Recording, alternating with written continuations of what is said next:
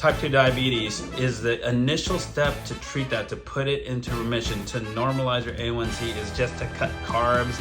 I would say that's one way that you can temporarily normalize your glucose, but that's also what we call carb starving or starvation. And the problem with like going close to zero on carbohydrates for a prolonged period of time, it is a form of starvation. I call it the carb starve.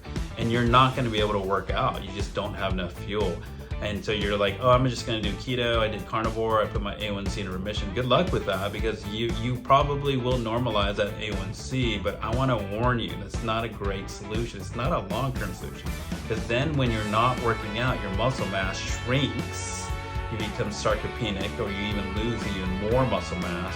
And then you're gonna have to eat carbohydrates at some point. So now your metabolism went from up here to down here, and now your carb intake has to pick up, and guess what you're gonna grow? It's a bunch of fat, and the A1C is gonna get worse in the long run. So what I like to do with my patients is as they lose weight, if they have a decent metabolism to start, I get them to reduce their carbs a little bit, but they still need to eat enough, especially if you get started on Mounjaro or Ozempic, because that will cut all the calories down. You just don't want to eat. So I make sure they hit some minimum carbohydrates to try to protect that muscle. The best way to protect the muscle is to get the proper nutrition, which is a proper amount of carbohydrates and protein, and then exercise that muscle. That's how you stop the muscle from muscle loss during a cut phase. You've got to lift, and if you haven't started lifting, I get my patients to start lifting.